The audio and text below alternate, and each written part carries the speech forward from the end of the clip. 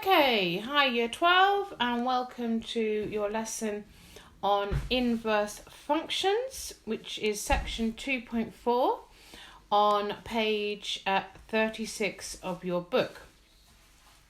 So, what are inverse functions? Well, if you've got a function f of x, then the inverse function we write down as f to the negative 1 of x. Okay, so they are called inverse functions. So you write an inverse function as f to the minus 1 of x. Right, now if you're sketching inverse functions, what you do is you draw the normal function and then reflect it about the line y equals x. Okay, so if I do an example of that, you know from previous work in Pure 1 that e to the x and ln of x are inverse functions.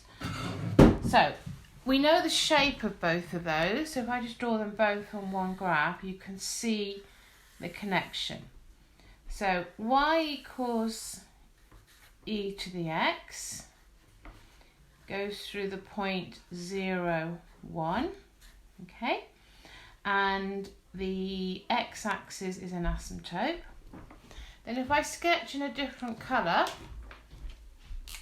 ln of x, well we know ln of x goes through 1, 0, and we know this is an asymptote here, and this is y equals ln of x.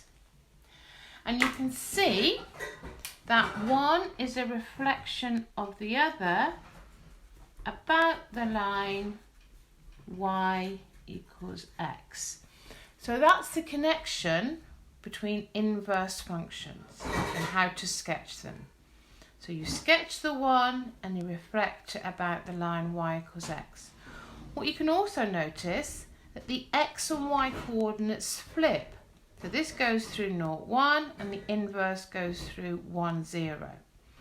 Also asymptotes flip. Here the asymptote is the x-axis or y equals 0 line. So this is an asymptote here. So if I flip that, I get x equals 0 is the asymptote for its inverse function. Okay, so remember the x and y coordinates flip when you're sketching.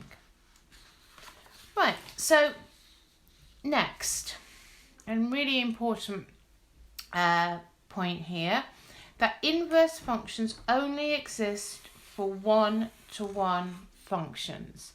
So I'm hoping you're writing down all these key facts as I go through the video. And also the domain and the range for an inverse function will flip compared to the normal function. Okay, and we'll look at an example of that later on.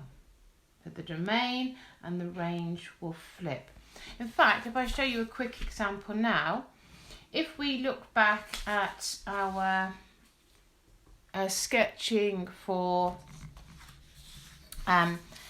these two functions, and if we look at the domain and range of these, so if we look at y equals e to the x and y equals ln of x, and we look at the domain and the range of both of these,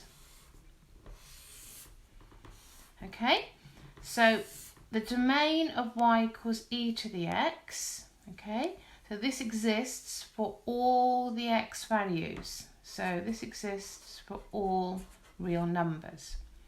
And if we look at the range of y equals e to the x, well, we can see that e to the x will always be greater than 0. So this is your range here. It's always bigger than 0. Okay, let's look at y equals ln of x. Well, the domain only exists for all your values x is bigger than 0, all these values, and the range, well, this will go on forever So your range of ln of x exists for all your real values. So you can see the domain has swapped for the range for your inverse functions. So the range of e to the x is the same as the domain of its inverse function. Okay, so a key point there, the domain and the range swap. Right, so those are lots of key points about inverse functions. So let's look at how we can find an inverse function now. Okay, if you've got, this is your f of x and this is your domain. Obviously it can't exist for -2, we can't have 0 on the bottom. Now, how you find the inverse function, these are the steps. You say that the function is y. And what you do then is you rearrange to get x equals. So I'm going to rearrange this to get x equals in terms of y. So I'm going to bring x plus 2 times y, x plus 2 to the top. Then I'm going to take the y to the bottom, and then I will get x equals this.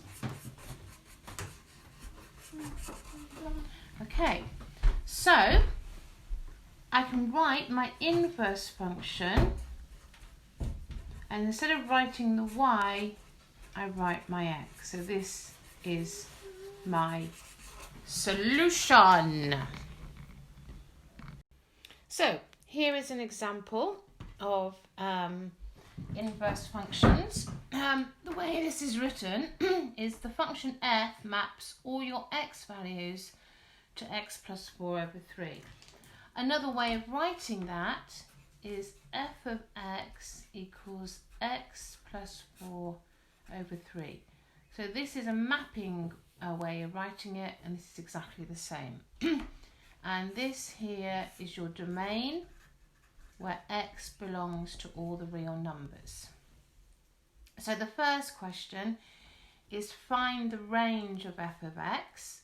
Well, the best way to find the range is to think about what this function looks like. Well, it's just a y. If I put it into this way, y equals x plus 4 and divide both of them by 3, you can just see it's a straight line graph with gradient a third going through the point 4 over 3. So I know it goes here at 0, 4 over 3.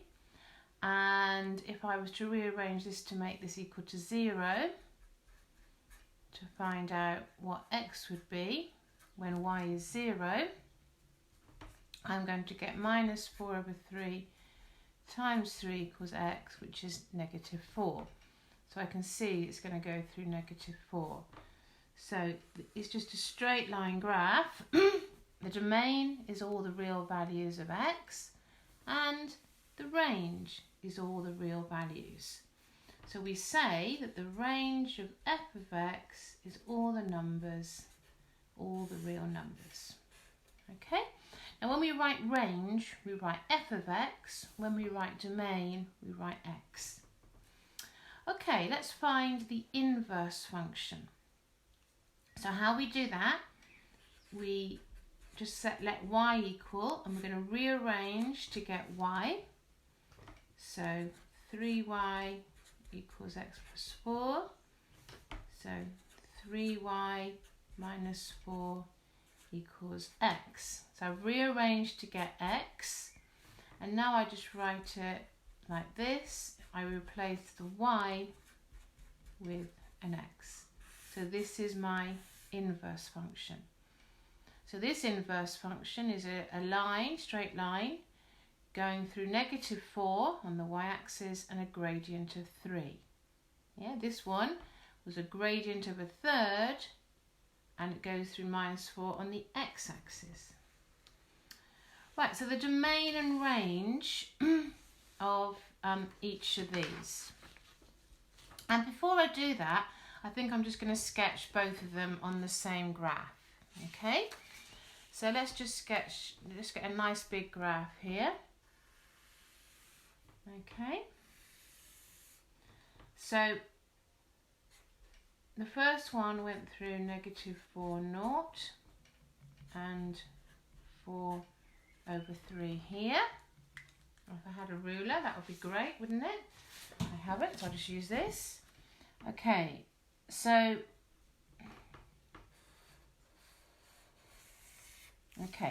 this is my original function f of x. Okay, let's plot the other graph. I'll use a different colour for that.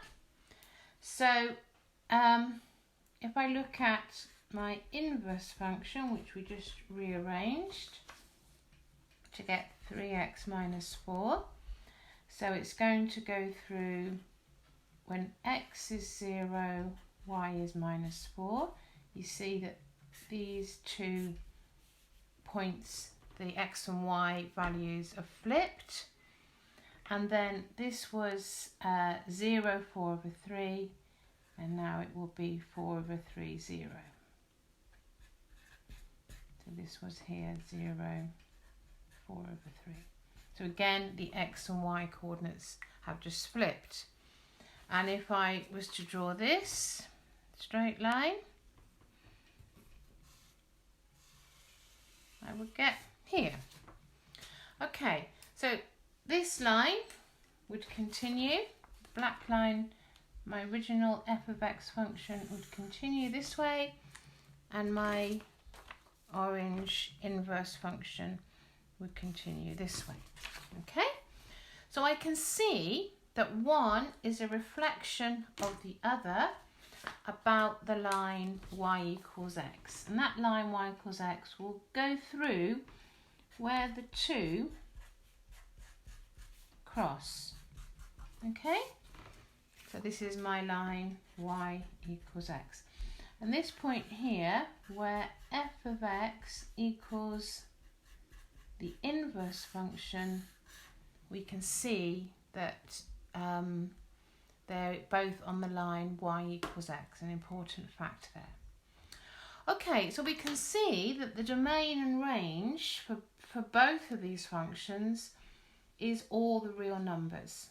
So all the real numbers of x this way and all the real numbers of x this way. So the graph will continue into infinity, negative and positive infinity. Okay, so a lovely sketch there. So if I was just to do the domain and the range, let's just write out how we would write that. So the domain of f of x, you were given that in the beginning. And this is the range of f of x. The domain of my inverse function and the range of my inverse function. In this case, they all belong to the real numbers. Okay, let's look at a harder example. So here's a harder example. This is question 6 on page 38 of the book. So you have your function here, m of x, and this is here your domain. What they give you at the beginning for x is always called your domain. What is the least value of a for which my inverse function exists? Now remember, inverse functions only exist for one-to-one functions, yeah? Remember, that was one of the key points at the beginning. Okay, so a thinking question here. So how am I going to go about this? Well, maybe a good idea would be to sketch what my function looks like. Now, to sketch what my function looks like, I'm going to need to find the minimum point. So I've got a quadratic here. I notice it doesn't factorise. So how am I going to sketch this? Well, the best way to do this, I'm going to call it y equals because that works better for me in my understanding. Okay, so I'm going to, I think I'm going to complete the square on this. That's the best way to find my minimum point. So if I complete the square, I will get this. Okay, so always half the coefficient of x, take away this amount squared. Right, so if I was to sketch this quadratic, okay, I can see that my minimum point, well, this will be 0 when x is minus 2. And when this is 0, I get my y to be 5. So it's going to go through here, -2, 5, my minimum point. And so if I was just to sketch a quadratic like this, and I know it's going to go through 9, okay, now it's only valid for x is greater than a value a. So I've got to work out what that value a is. Now, I need to make this function a one-to-one function. So to make it a one-to-one function, at the moment, this is a many-to-one, yeah? Because so two values of x will go to the same value of y. However, if I just look at this point of the graph, I've now made it a one-to-one function, i.e. one value of x maps onto one value of y. Now, let me think about, so this is my m of x. Let's think about what my inverse function looks like. Well, I'm going to do that by just looking, by not finding it, by just using the reflections, reflecting all my points.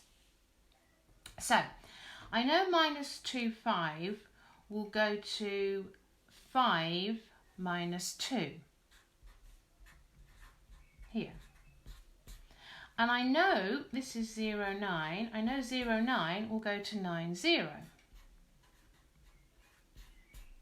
So I'm going to have a curve that looks like this for my inverse function. Yeah? So that is this graph reflected about the line y equals x. My x and y points are flipped and it's all reflected about the line y equals x. So when does this inverse function exist? Well, it only exists when x is bigger than 5. Okay, so my value of a is 5. Okay, next question. We're going to now find the inverse function. Okay, so to find the inverse function, I'm going to say y equals x squared plus 4x plus 9. And I want to rearrange this to get x equals. Well, I'd already completed the square on it, which is a much better way to just get 1x on the right hand side. Now let's rearrange. Let's take away 5 from both sides. Now let's square root. And now let's take away 2.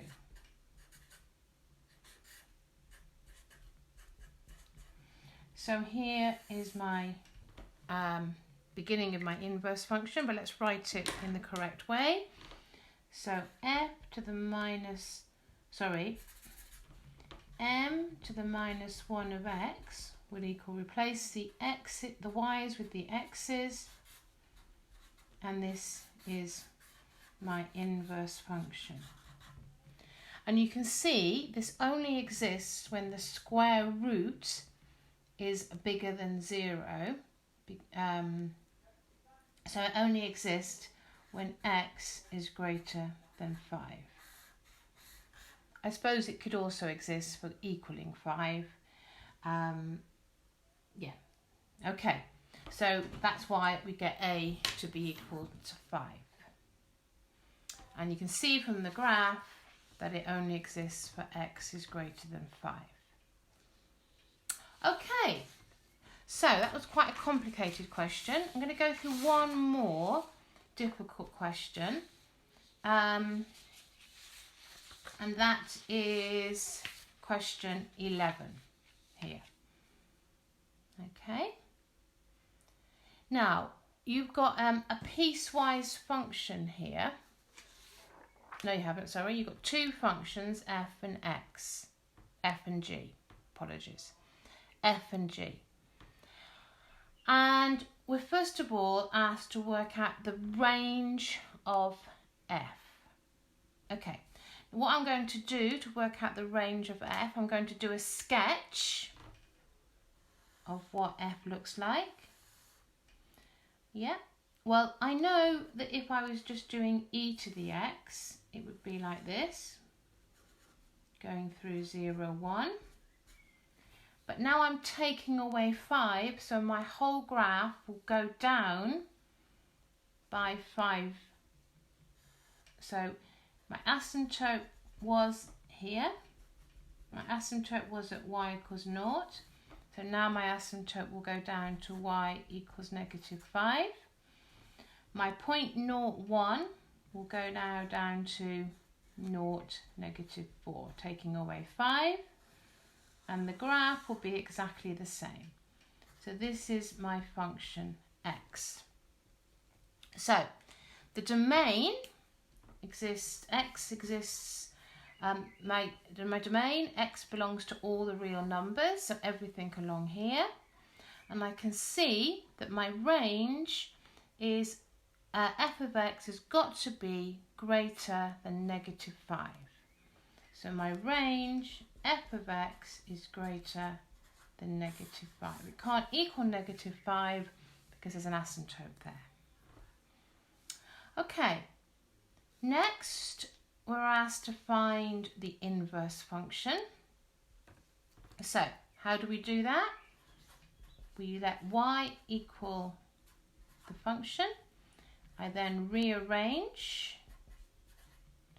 So the invert, I'm going to take a lins of both sides now. I use the modulus because ln this always has to be positive. So now I've rearranged to get x equals. And my last step is to replace my y for an x. So that's my inverse function. Okay, the domain of my inverse function will be the same as the range of the original function. So here's the range, so that will be the same as the domain, so x will be greater than negative 5, will be the domain of the inverse function, the same as the range of f of x. Okay, let's look at sketching these two functions now on the same graph. Okay, it's always easier to sketch them on the same graph. So I've got a nice big graph here. So I'm going to draw my asymptote in at y equals negative 5. Give you a nice big graph. Oops, can I just do that again, guys? That's gone a bit wrong. Apologies for that. Let's start again. Okay, so here's my asymptote. I want it to go through 0, 0, 4. This is y equals negative 5. So this is what my f of x graph looks like. Okay, and the inverse function, if I do that in a different colour, it will go through negative 4, 0.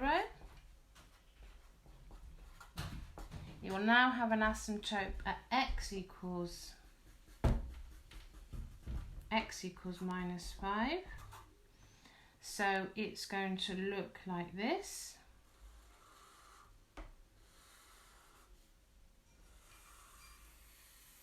Okay, and where the two lines intersect, here and here, will be my line y equals x. Okay, so remember, it always goes through y equals x.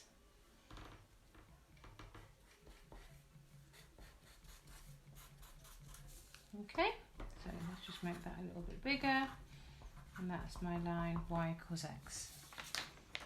So I've got my inverse function and my original function. The asymptotes flip and the coordinates flip. Okay, great. So what I would like you to do now is this, your turn, exercise 2D. I'll put that on Show My Homework, and have a lovely day.